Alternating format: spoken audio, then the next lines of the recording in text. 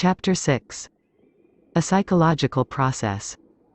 Everything that you need exists in this present moment, and this moment is all that exists. In its brief flicker you will find all the time in the world.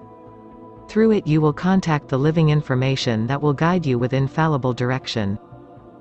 This present moment is the stargate through which you will leave the prison of human definition and expand into an awareness of divine perception. It is the crack between the worlds, not only the worlds of past and future, but worlds of time and space, spirit and matter, form and being. It is a timeless zone, the gateway through which you will again begin to participate in the adventure of creation. Your entry into the eternal awesomeness of the present moment, into the presence of God, will be through what we call a psychological process. This process is a process of identity shift, a process through which balance is restored in your awareness of the two realities. Through it, you begin to realize that you are not the form you animate, but the force of animation itself. Through it, you will reawaken to an awareness of all that you are in spirit and in wholeness. It is a process that will return you to a state of grace, a state of health, a state of intimate association with all that is. This state already exists. It always has. Yet most human beings are blinded to it by the incessant machinations of the rational thought processes that they worship instead of God and His simple truth. It is important that you recognize the creative power of your thoughts, a power far beyond your knowledge. As long as you think negatively, life will only allow you a token share of consciousness, lest you spread disease. But the moment your thoughts are of love and life, the Lord will flood you with His own awareness and you will enjoy the wonder of His perception. You were born to share in His creative power. The stuff of which you are made is so charged with the ability to create that everything you touch comes to life. Every thought, every identity, every image. You are the energizing force of the material plane, the bringer of life, the bestower of blessing and the sustainer of illusion. Through you, God is able to enter the very heart of creation. Through you, God is revealed in material form. You are both child of God and child of matter. Yet you cannot serve both masters. Whatsoever you bind in consciousness will be bound in matter, and whatsoever you bind in matter will be bound in consciousness. You are the creator at this time of your own reality. If you would know the creator of a greater reality, lay down your thoughts as you would a hoe after a day in the garden. The greater reality calls you now. You are required in its service. Your embryonic period is over, gestation is complete, the moment of birth at hand. To re-enter the presence of God, you must first leave the presence of Satan. You have lived in the presence of Satan for all the years of your history. In fear, you have been led far from your home in a state of grace, and deeply into worlds of elemental forces and bonded energy patterns. Now is the time to leave this prison. You need not leave your physical bodies, nor the objects of the physical plane, but you must leave your interpretations of what those objects and bodies are. Your interpretations and definitions only reflect the distortion of your subjective perspective. Interpretations are what stand between you and the clarity of perception that you will need to do the work that lies ahead. You must release them with your thoughts, with your dreams, with your hopes and with your fears. They may seem to be insignificant, ethereal things, floating gently through your mind, but do not be misled by their apparent lack of substance. They are the stuff that wars are made of, the harbingers of death, the agents of disease and destruction. With the energy that you give them through your attention, they have the strength to cripple a planet.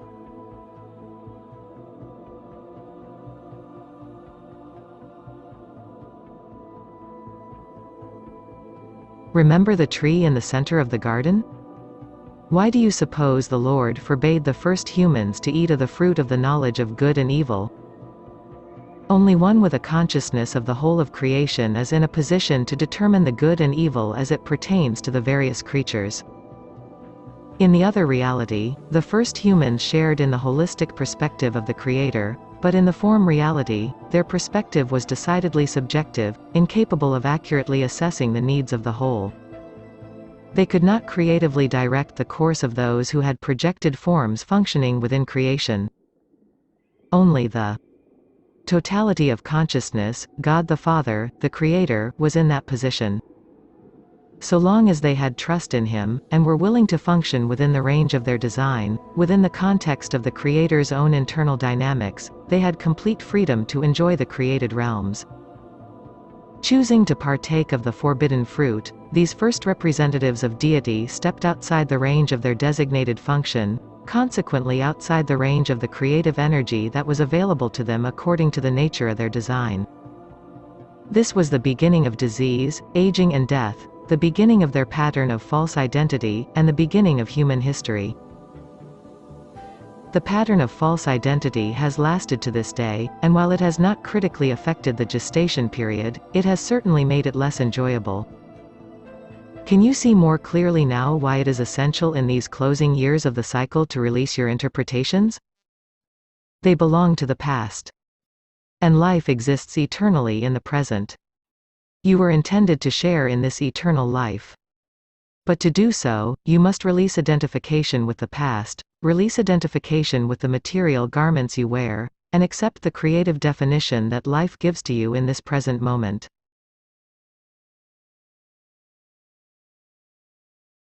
What do you call Satan?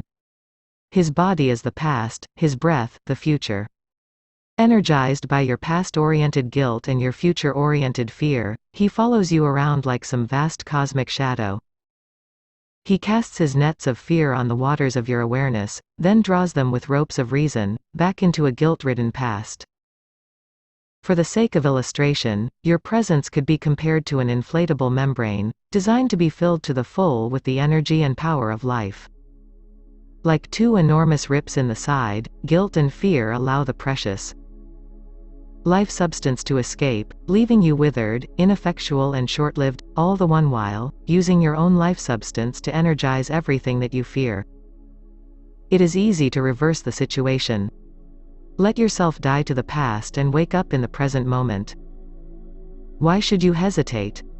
Are your past experiences really comprehensive enough to provide a basis for understanding everything you encounter in the present? Do they truly deserve the authority and credibility that you give them? How attentive were you to all the factors that were present in the moment of their occurrence? If you are preoccupied with experience, how attentive will you be to what is occurring in the moment? Where is your attention now? You are where your attention takes you. In fact, you are your attention. If your attention is fragmented, you are fragmented. When your attention is in the past, you are in the past. When your attention is in the present moment, you are in the presence of God and God is present in you. Let yourself die to all that does not really exist and discover what does. Let go of all you think you know. Be all you know as of the past. It does not exist in the eyes of God. In the eyes of God, your knowledge is but dust in the eye of a child, blinding you to the splendor of creation. You know, in effect, nothing of eternal significance. When you operate on the basis of your so-called knowledge, you are operating without divine foundation.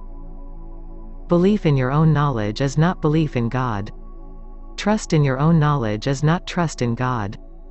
No matter how much you learn within your present framework of finite knowledge, it will never be even one step closer to an understanding of God, the universe, or yourself. Knowledge, as you presently understand it, will never bring you closer to life. Do not cling, in imagined righteousness, to this or that segment of your experience, as if this or that piece of the past were somehow worth the saving. Well, you say, I will die to everything but this. This is too sacred. This means too much to me. Let it go. Does it mean more than life? You don't need it anymore, whatever it might be. Perhaps you are concerned that some aspect of your identity will not survive the psychological process. You may be right. But you may just as well be wrong. Let it go. It makes absolutely no difference. There are no guarantees that this or that is going to survive the sight of God. But the only things that are threatened, the only things that will not survive, are things that do not exist apart from your conceptions, things that have no reality apart from the reality that you give them. All that is essential to you is being sustained by the creative power of the living God.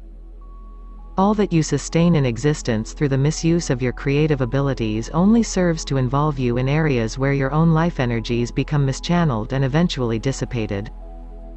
Any belief, any concept, any conviction that you might have that truly mirrors what is present in the mind of God, will still be there on the other side of the psychological process.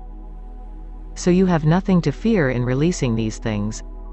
All that has been sanctified by God will continue to exist. Only that which has sought to cheat you of your destiny will perish. It is really very simple, let it all go. See what the Lord has in store.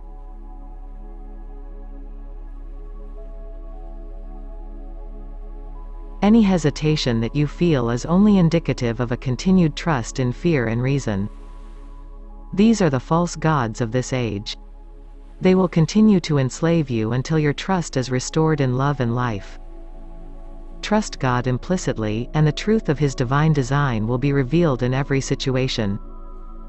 This design is your own operating manual.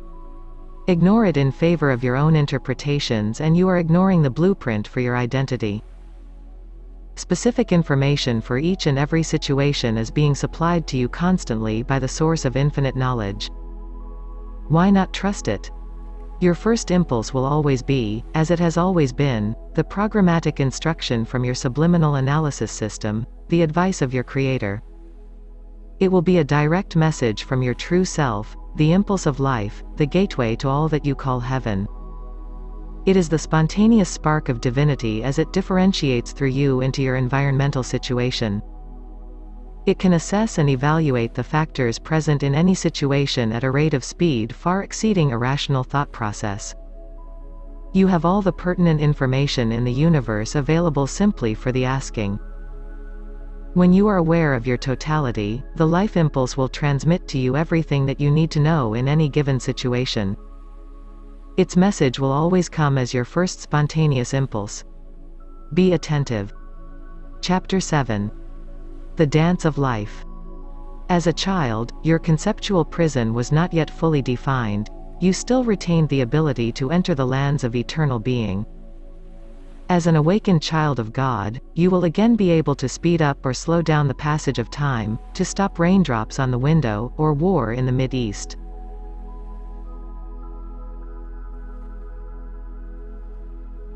With an awareness of the eternity in each moment, with your involuntary data analysis systems providing you with infallible reports many thousands of times per second, you will have plenty of time to correctly assess all the factors present in the moment of whatever circumstance presents itself to you. You will determine the optimum course of action with the ease and grace of a dancer. You will always choose the path of optimum response, not because you lack free will, but because such a path represents for you both the path of least resistance and the path of greatest fulfillment. You will no longer use your free will to make unnecessary mistakes, but to find out what part you might most creatively play in the whole. In choosing to do God's will, you will discover the only true freedom. Your ability to function will reach the perfection of its potential, and you will have little difficulty correcting the disharmony of your historical situation. Living in this state of grace, you will function much like a computer, monitoring the variables of any given situation, determining the optimum behavioral pattern, scanning, adjusting for new data, over and over, many times each second. All data pertinent to a given situation will automatically be processed on an unconscious level. Consciously, you will always be aware of a course of action that makes optimum use of the potential available to all factors in that situation. Your inner control mechanism, returned at last to the directive impulse of life, will take care of this unconsciously. It will be as simple and as natural as breathing. Trusting in the design that God has already incorporated into your physical body is the key to this new type of function. Can you imagine how awkward it would be if you were required to assume conscious responsibility for all the autonomic systems in your body? In a sense, this is what you are doing when you override your autonomic informational processing systems in deference to a rational thought process. Historically, your mind has been preoccupied with an overload of sensory input that was never designed to be processed consciously. Your conscious function is in another realm, a realm of spontaneous creation, dance, music and delight. For this is what you begin to do as your trust is restored once again in the life impulse. You begin to dance to the music of your soul. There are 7 primary vibrational channels maintained within the overall vibrational body of planetary being. Within each of these 7 primary channels are 7 sub-channels. The conscious execution of your creative responsibilities in the overall design will occur on one or another of these primary channels. The discovery of which level within the planetary being you have been designed to function on will not come through conceptualization. It will come through inner sensitivity to feelings, vibrations, and planetary rhythms. Once you attune yourself to these rhythms, you will find that the functional duties you are called upon to perform are the very things that you most want to do. No longer bound by false responsibilities born of fear and addiction to past patterns, you will take up the tools of your trade and delight in the creative implementation of God's will. As you work in this new way, each will hear the different notes of his or her own functional duty, and be dancing out the fulfillment of that particular obligation. On each of the primary channels, all melodies will have the same rhythm and bass notes, and each channel will be in harmonic relationship with all the others. All around you, all across the planet, joyful melodies will be sounding forth, all perfectly synchronized with each other, all playing together in an exquisitely balanced orchestration, a perfect symphony. This is the Creator's love song to the planet Earth. In this state of grace, no longer will you be compelled by the narrow dictates of your rational interpretations. No longer will you be held prisoner within the structure of your conceptions. You will be free to flow in joyful, rhythmic oscillation between your reality as the unmanifest totality of God, and your reality as His specific functional projection in form. Tapping directly into the informational systems of eternal being, your species will usher the Earth into an age of unimaginable blessing and prosperity.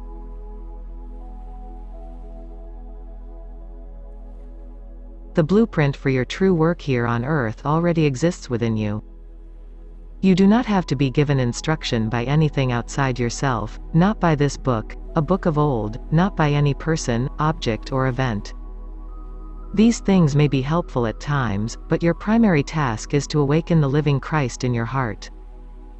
This is your true identity. Express God in all that you are, and throw away the crutches that have helped you stumble through history. You are the means by which God loves creation. You are the facilities for the emergence of the catalytic energies in the final stage of the creative process. You are high priests and priestesses, invested with the authority to perform the only real Mass, the cosmic Mass of the world, in which matter is lifted up lovingly into the presence of God, and instilled with the power and the life of Spirit. So be aware, child of light, of your own importance, not as an individual ego identity, but as a critical ingredient in the structure of all creation. The things you do today, the things you do tomorrow, the things you do next week, have far greater significance than you suspect. Be conscious of what you do, for you are the seed, the origin of much that is to come. Through your actions today, vast worlds will be created and destroyed.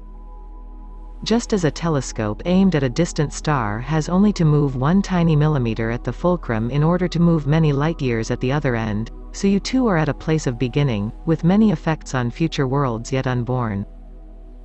Be aware of this. Be aware of yourself. Be aware of your responsibility.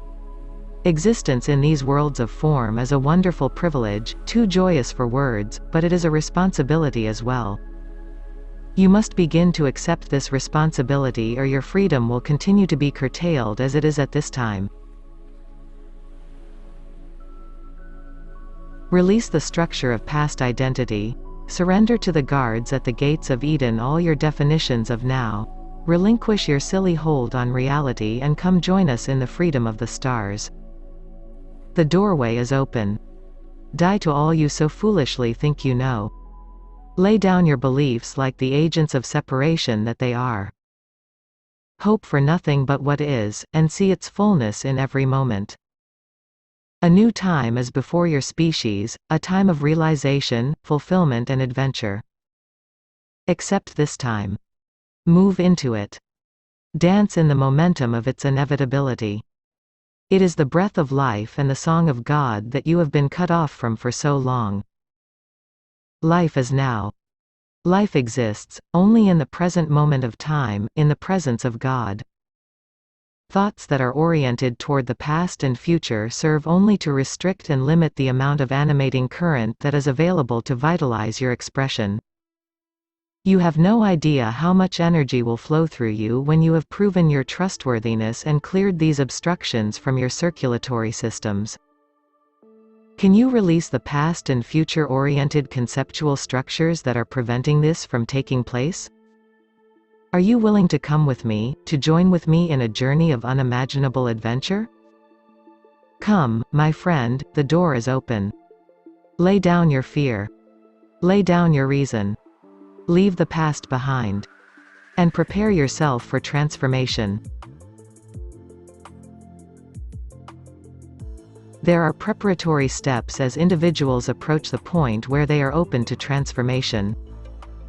But the actual transformation is not a sequential process. It is not a complicated ritual. It can occur in the twinkling of an eye. It only involves one step, one decision, one event. When it takes place, it is as easy as breathing, as simple as a smile.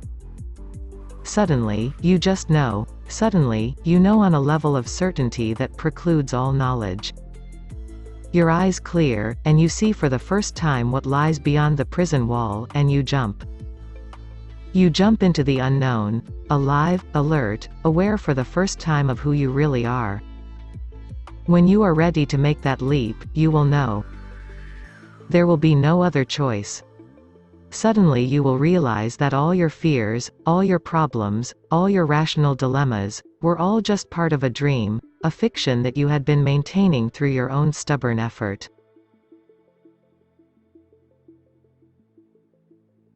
Identifying with the being behind all life, you realize that the particular form that you are conscious of projecting through at the moment is not really who you are. As you begin to see your body as an exquisite exploratory instrument, designed for the expression of your spirit, you begin to relax. Your preoccupation with survival begins to fall away.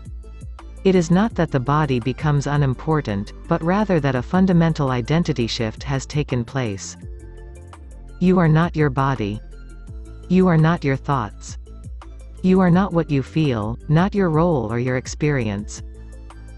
You are the spirit of life itself, dancing in the clay, delighting in the glorious opportunity of incarnation, exploring the realms of matter, blessing the earth and all therein. The psychological process that triggers this awareness takes place in the present moment. You must be there, fully present, to experience it.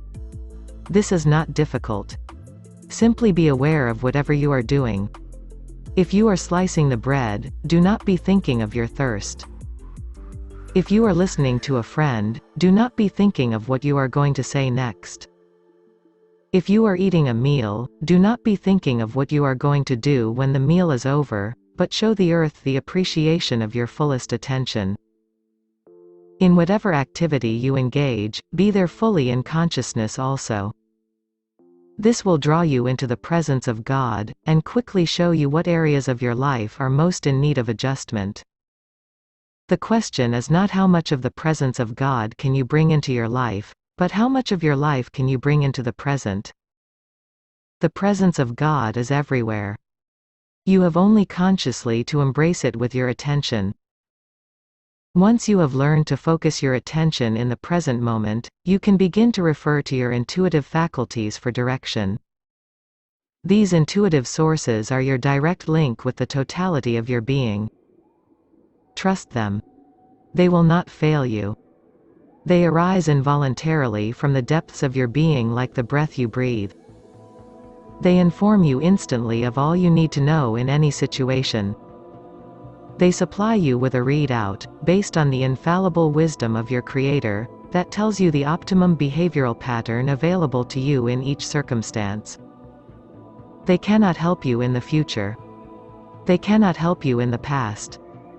But they can be your invaluable pilot in the present moment. It may be that following these intuitive impulses will break many of your previous behavioral patterns, but do not think twice, let them fall away. Proceed with the faith of a child. It will be far better for you to break the patterns in your life that are not in harmony now, on your own, than to wait until the increasing vibrational intensity that is enveloping the Earth's atmosphere breaks them for you. The information you need is encoded in the structural makeup of every single cell in your body. Contact it there. The interval of hesitation that exists between your initial life impulse and its eventual implementation or rejection may seem like a little thing, but when you consider how many such intervals exist in the course of an average day, and how much collective human energy is poured into these intervals, it is staggering. This is the opening through which your entire species is being drained of its very life substance. In order to do the work that is ahead, you cannot afford such waste. Your cultural conditioning has convinced you that withdrawal of attention from rational consideration of past precedent and future possibility would cripple you in your ability to carry out your responsibilities. In truth, it will free you to carry out your real responsibilities. Your responsibility is to be yourself, to express the essence of your innermost spirit, to express the Lord in form on earth.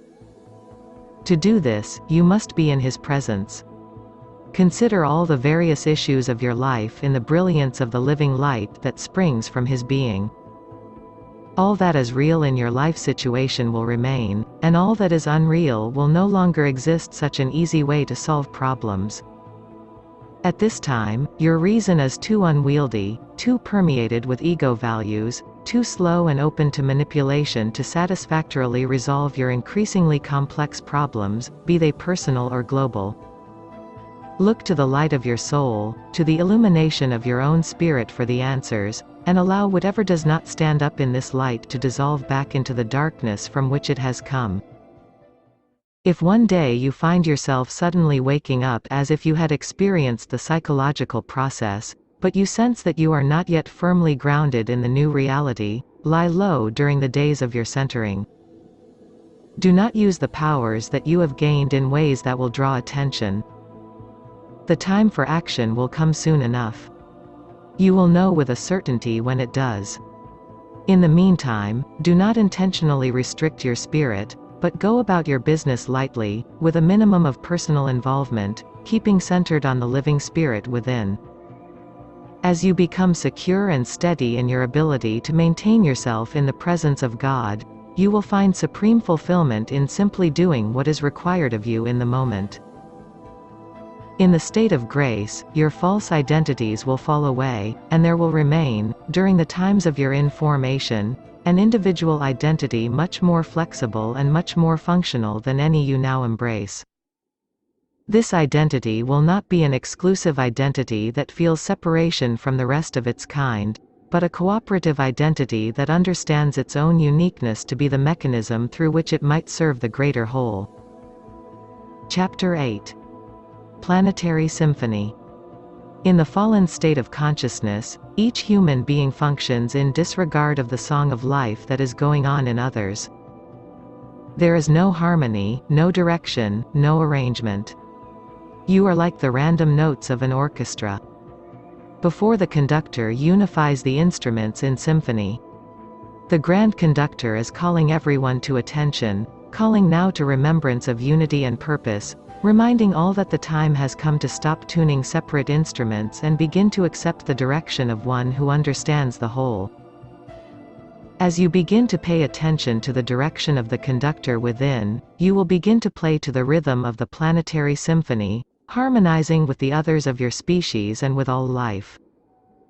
No longer will you think of yourself as being more or less important than anyone else.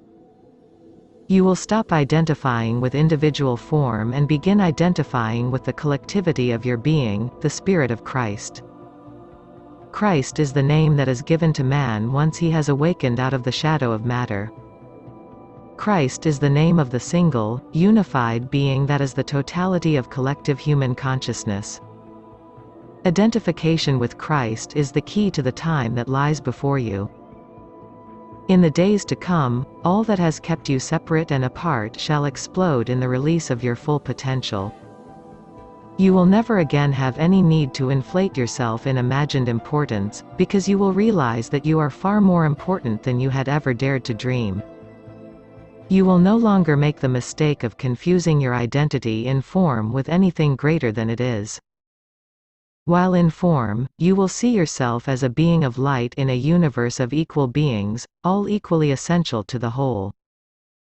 Beyond form, in the other reality, you will experience the totality of yourself in full awareness of who you are. You are the presence of God. God is present on earth because of you.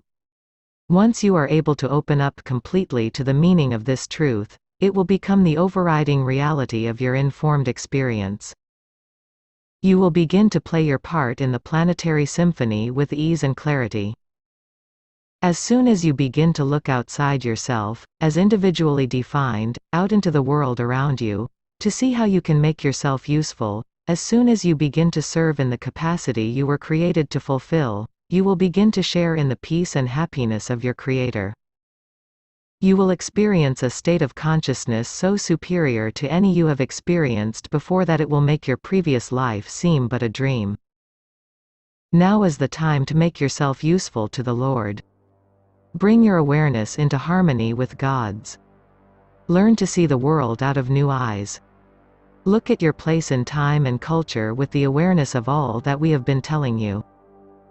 This, in itself, will alter the way that you function. Your perception of the greater reality will enable you to see many things that have been there right along, but that you had never noticed before, things that others around you still may not notice. As you begin seeing these things, one of the side effects will be that your survival ability will increase 100-fold.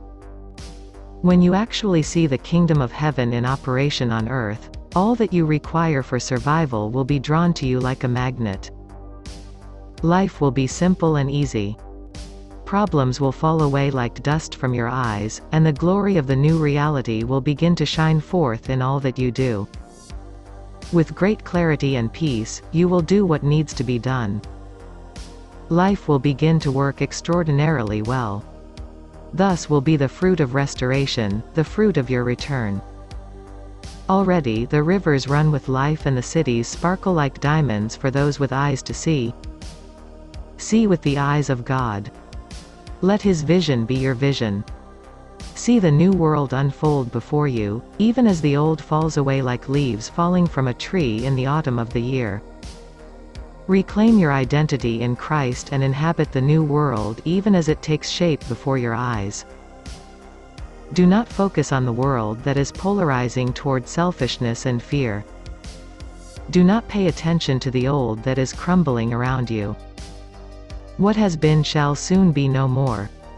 Let the dead bury their dead and concentrate solely on the building of the new. If you find yourself able to see more good in contemporary culture than ill, continue to work within that culture in whatever capacity you feel suited.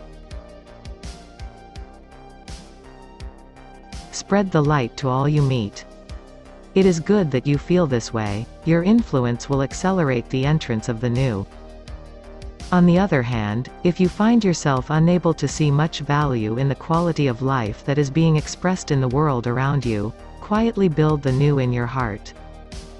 Your time for action will come, and you will know in the moment when it is time to venture forth. Use whatever conceptual images you need in your work, consciously and concisely, as a surgeon would use a scalpel. Keep the vision of the new always in your sights, and love your opposition unconditionally. Slay your dragons with compassion. It is possible that aspects of the old will observe that the new works better, and begin to align themselves with the incoming life patterns of their own accord. Other aspects of the old that cannot accept the necessary changes may just fall away without a great many words. In the end, it will not be those who shout the loudest who triumph, but those simple souls who, in trust, accept the inevitable and work quietly and honestly to root their lives in God's love. Withdraw your energies from informational exchange systems that serve only to draw attention to the destruction of the old. Withdraw the energy of your attention from any form of media that keeps you ever conscious of the death cries of exploitive and manipulative systems. Do not be concerned with global negativity, but look to yourself, to your children, to your families and communities. There you will find the best news of all that. The time has come, and the planetary being of which you are a part is at long last beginning to awaken and throw off the blankets of history. Chapter 9. Islands of the Future. As you reorient toward the new way of being in the world, you will be drawn to centers where the vibrational atmosphere is more conducive to a healthy state of function. These centers will represent the focal points around which the organs of planetary being will form. They will be, in a sense, islands of the future in a sea of the past. Within their vibrational field, the new age will blossom and spread organically to cover the Earth. These will be the first beachheads secured by the approaching forces, the points of entry through which the healing energies of transformation will be channeled. All of these centers will work together to prepare the human species for its collective awakening. Some of these centers will have a specific orientation and emphasis. Others will be more eclectic and universal. But all of those that are truly of the new will be united in the spirit of incoming life. In each of these centers, whatever the indigenous form happens to be, the presence of conscious life will provide an environment in which sincere individuals seeking to undergo the psychological process and participate in the work of the Lord can make whatever adjustments need to be made, becoming firmly grounded in the ways of the Spirit.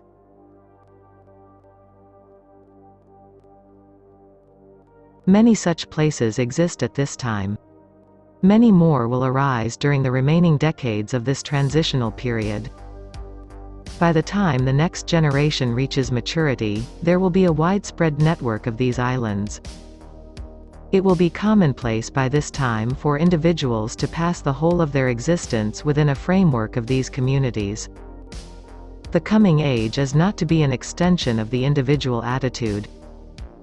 During the process of transition, many will find that it helps to be around others who have made or are making the necessary vibrational adjustments. An environment of understanding unfoldment can greatly accelerate the process. The roles that each of you will be required to play in the days of planetary transformation are multiple and varied. In these times of preparation, you can help each other learn to play them without judgment or attachment. This will be a large part of your training in these centers. You will learn to take responsibility for your particular function without ego identification, to share individual resources with others as parts of a greater whole, and to surrender whatever behavioral patterns are no longer conducive to a harmonious flow of spirit. There will be a place for leadership within these centers, but primarily in the context of practical management. Such leadership will not constitute a spiritual hierarchy. Within the atmosphere provided by these centers, one must take complete responsibility for one's own awakening.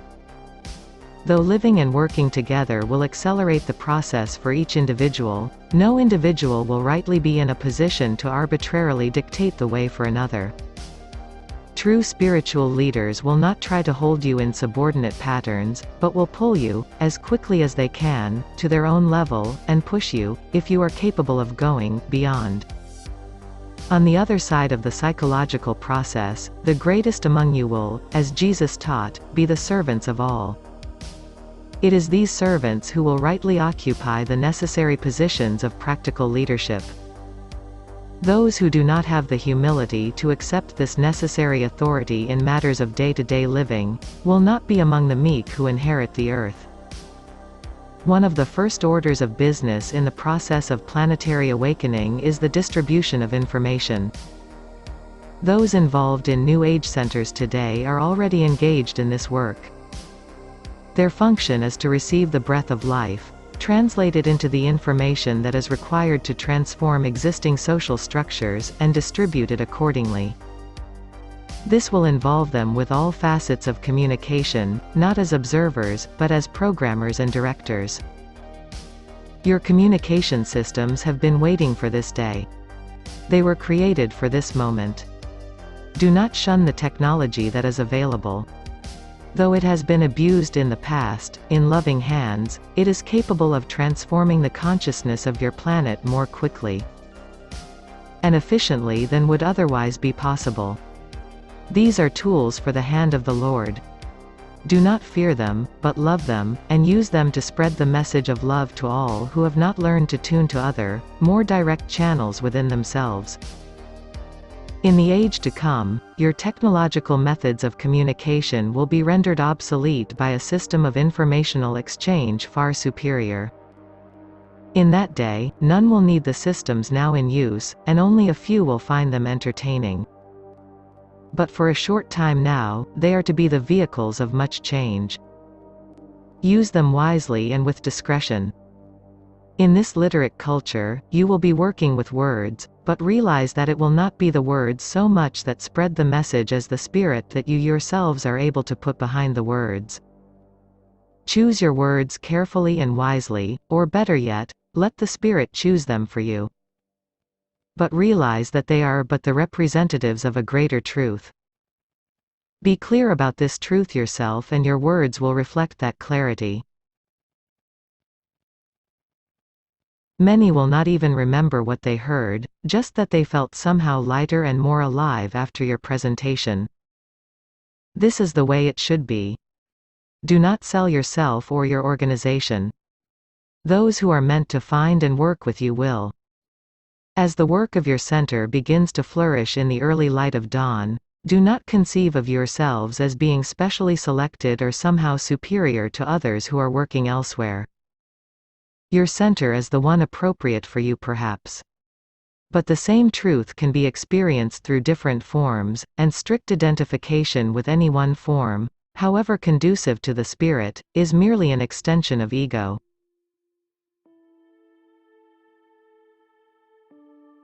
All awakening beings are equal in the sight of the Lord. All awakening organs in the body of Christ are equally essential to the work that is to be done. The more you are able to use form, without emphasizing it, the more powerful will be the impact of spirit. Understand that though you are the instruments of change, it is not you, in the individual sense, who are bringing change about. It is the Creator moving into your history, that brings change. As His being envelops your vibrational atmosphere, change will come, with or without the participation of any one group or any one individual. This is not to make light of the roles that groups and individuals will play. But do not fall under the spell of ego. Be simple in motivation and your actions will have far more significance. If some small piece of the truth should come your way, acknowledge and respect it, but do not give it more importance than the pieces of truth that others around you are finding within themselves.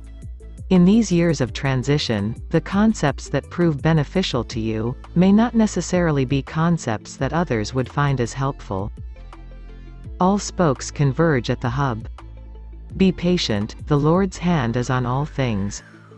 Let each gravitate to his or her own comfortable level of understanding and be impeccable in your own.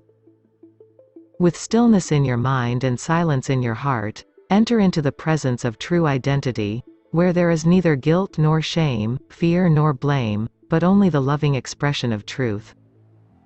Breathe deeply and identify with the breath of life that animates your body and gazes out of your eyes. Then extend to others what you experience. Through you and your center, let the Spirit create an island of love and harmony that can be felt throughout all the countryside around you.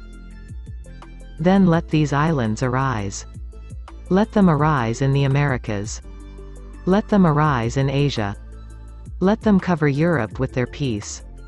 Let them spring forth in the Indian subcontinent and dance across the face of Africa. Let them be, let them breed, across Australia, New Zealand, and all the isles of the mighty oceans. Let them cover the globe in a living network of love and truth. Let all men and all women of all races and nations arise together and dance to the joyous music of life. For there is but one Father Spirit and one Mother Earth. All have a common root and destiny. All are children of clay and sun.